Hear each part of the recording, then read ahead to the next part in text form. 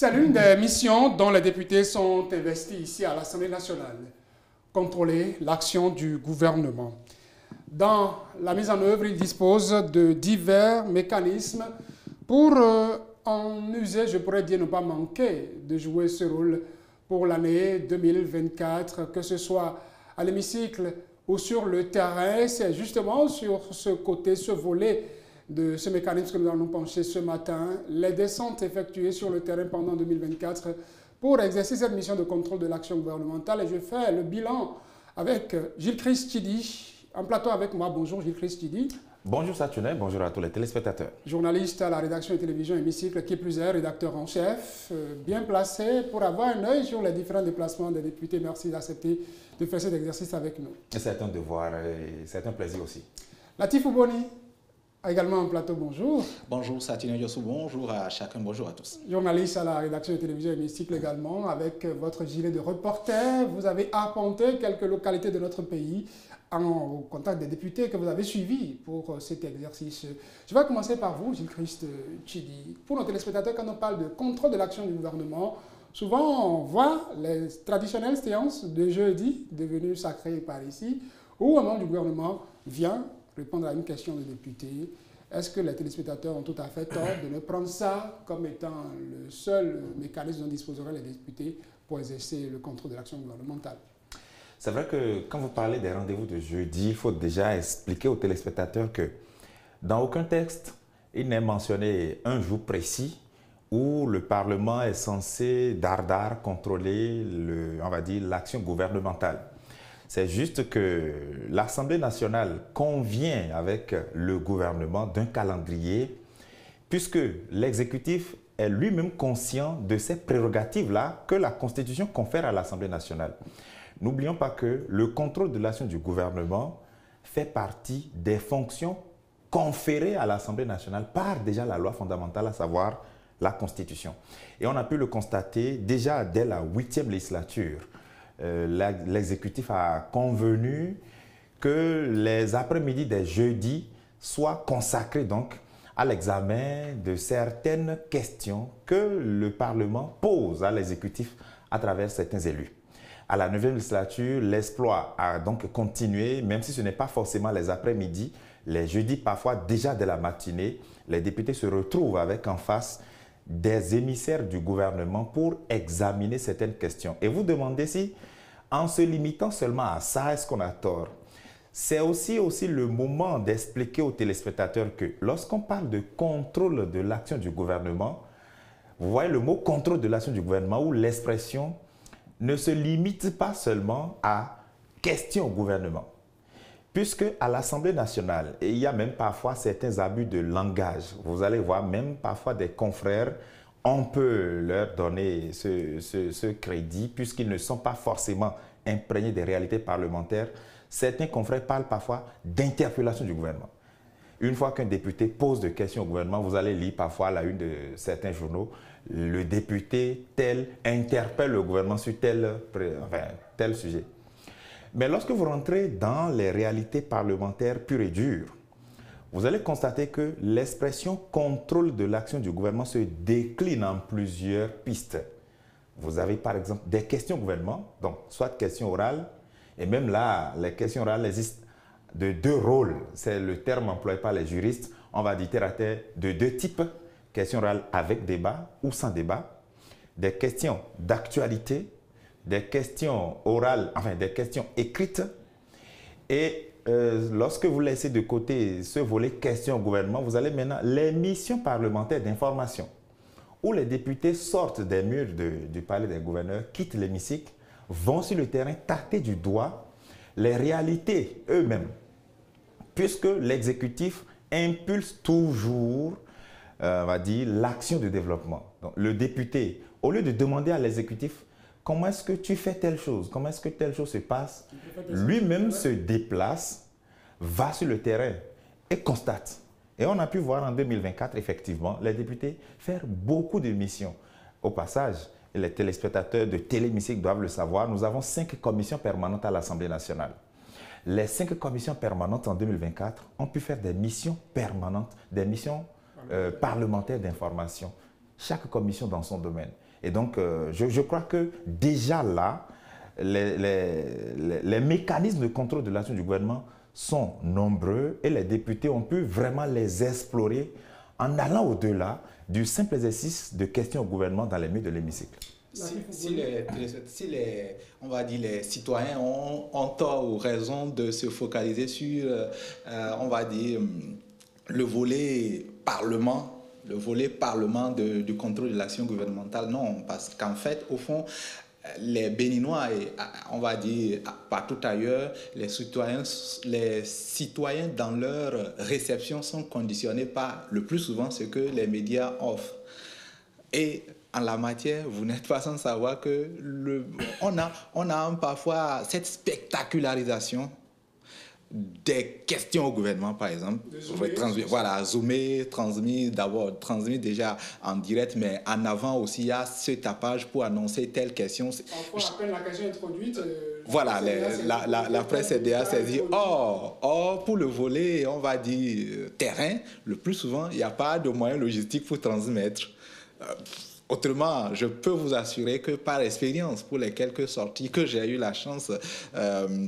où j'ai eu la chance d'être, je pense qu'il y a pas mal aussi d'éléments normalement intéressants à avoir, des éléments sur ce que les députés font sur le terrain, parce qu'effectivement, le gouvernement publie des données, le gouvernement rend compte, mais quand les députés sont appelés effectivement à confronter le terrain avec ces éléments-là, c'est parfois on va dire des parties pas mal intéressantes, mais malheureusement, il n'y a pas de logistique, comme je le dis, pour transmettre ça, de sorte que la population n'a finalement qu'un point sur les comptes rendus, peut-être... c'est parcellaire. Et forcément, on a comme cette focalisation sur, on va dire, les questions au gouvernement, la partie parlement, la partie hémicycle, en fait, du contrôle au gouvernement. Donc, finalement, les citoyens n'ont pas tort. J'allais vous demander, pour vous qui êtes allé sur le terrain, rappelez-nous les conditions dans lesquelles vous êtes allé, sur quel sujet vous avez suivi les députés. Et pour vous, quelle serait la plus-value de ces descentes sur le terrain, si on devrait comparer ça à ce que nous voyons à l'hémicycle? C'est vrai que vous avez commencé déjà par le dire, on est confronté aux réalités, on vient confronter le gouvernement à propos. J'ai eu la chance déjà on va dire, d'aller sur les questions liées à l'éducation, notamment, on va dire, le contrôle du programme des cantines scolaires. J'ai couvert la partie Tchaourou de ce contrôle-là, pratiquement plus de 4 jours, avec pas mal de face-à-face. La population qui s'exprime, les bénéficiaires directs, à savoir les écoliers qui s'expriment, les enseignants qui s'expriment, les cuisinières et autres acteurs intervenants dans ce programme-là, comme par exemple, on va dire, les ONG qui sont chargés de superviser. Vous savez, parfois déjà, la relation ONG-exécutif n'est déjà pas une relation amicale.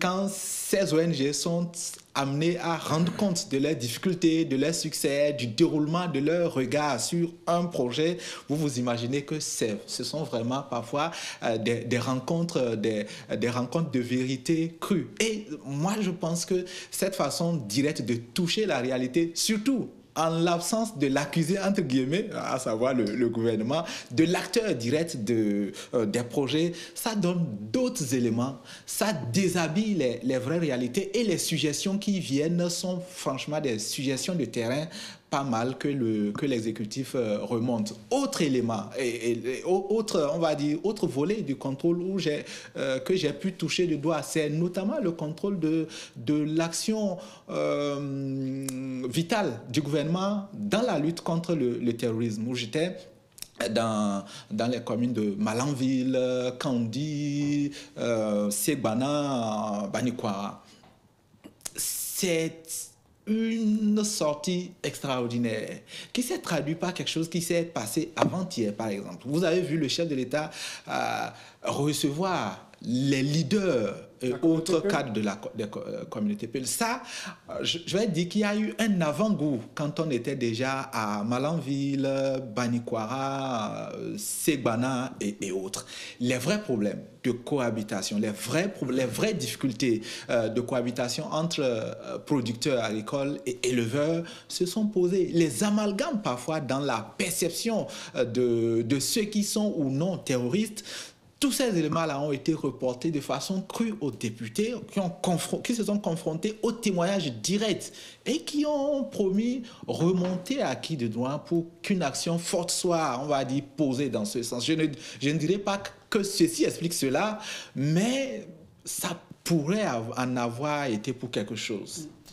Gilles-Christ Chili, vous également, vous étiez sur le terrain, parfois entre vos fonctions de rédacteur en chef, vous aimez également aller au charbon, vous avez suivi des députés. Je parlais de plus-value de ces descentes que nous organisons sur le terrain. Quand vous étiez avec les députés, avez-vous senti en quelque sorte ce clivage, en quelque sorte qu'on a à l'hémicycle, où on dit « Je suis député de l'aide démocrate, moi on connaît ma position, je viens avec telle ligne, je suis député de la mouvance, moi plutôt je viens pour défendre, pour essayer de soutenir le gouvernement ». Est-ce que vous sentez ces différents aspects, je dirais, de la réalité politique du Parlement sur le terrain quand vous les suivez?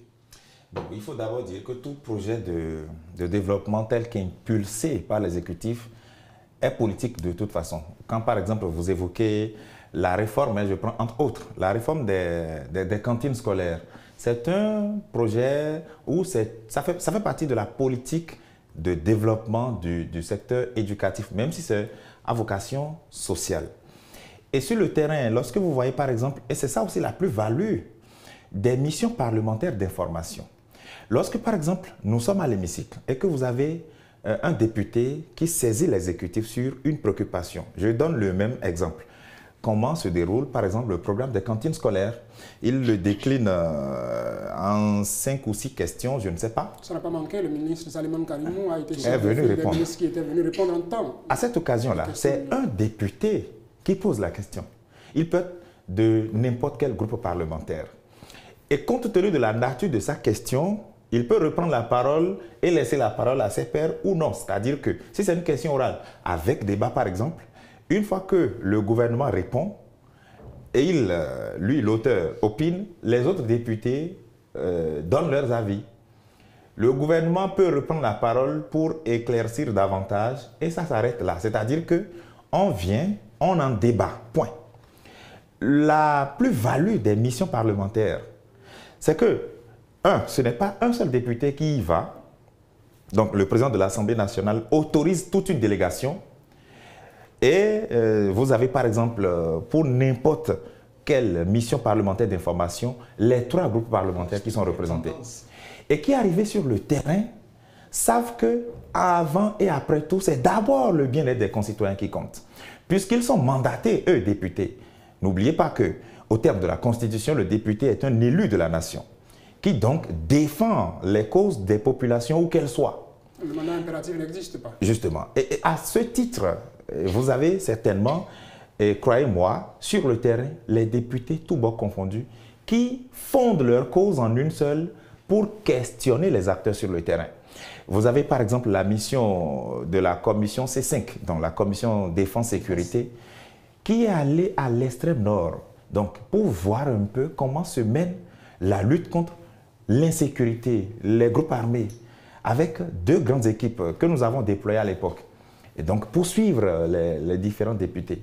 Mais c'était une immersion non seulement risquée, puisqu'on peut dire, bon, les députés, franchement, ils ne vont pas se mêler, mais ils sont allés au contact des populations qui sont tout le temps dans ces zones-là. Mais aussi, ils sont allés voir les hommes en armes, les soldats. Ça veut dire quoi? Les soldats, en tant qu'hommes en armes, qui ont fait le serment de défendre au prix même de leur vie l'intégrité territoriale, savent que désormais, les élus de la nation, ceux-là qu'ils ont mandatés, eux-mêmes en tant que citoyens, se soucient d'eux. Premier aspect. Mais l'autre aspect aussi, les populations elles-mêmes qui, peut-être, peuvent se sentir parfois concernées uniquement par les députés seulement en période électorale, se rendront compte que non. Mais même lorsqu'on ne parle pas élection, et qu'on est en période où il n'y a pas d'élection, les députés peuvent parfois venir s'enquérir des conditions de leur existence. Ils sont préoccupés.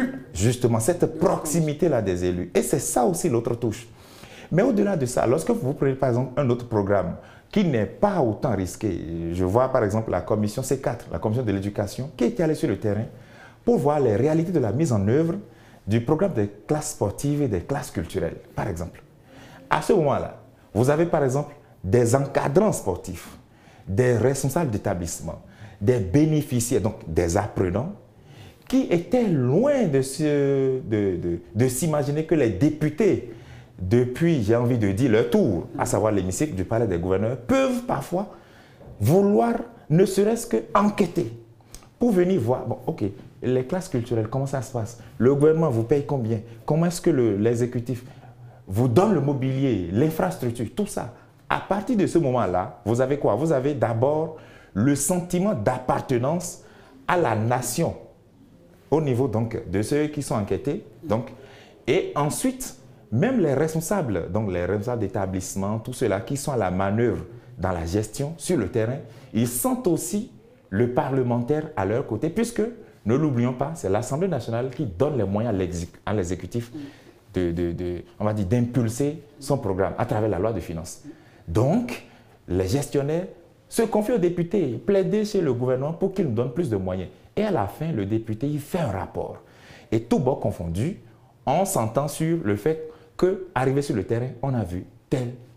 Et c'est ça aussi la touche des missions parlementaires. Chers collègues, j'aurais souhaité qu'on continue dans cette lancée-là, mais sauf que nous avons largement dépassé le temps. Ce n'est qu'une ébauche. Nous allons avoir l'occasion de revenir ici avec nos téléspectateurs pour continuer par faire ce bilan avec eux. Latif Boni, pour 2025, si vous avez un vœu pour les téléspectateurs, vous direz quoi en quelques secondes? Que Dieu soit toujours présent chez tout le monde, avec tout le monde. Jésus-Christ. Je vais juste dire Amen. Alléluia. Mesdames, Messieurs, ça va tout pour notre forum de discussion de ce matin. TH Matin, dans sa suite, aura pour là ou nous, et nous irons sur la toile.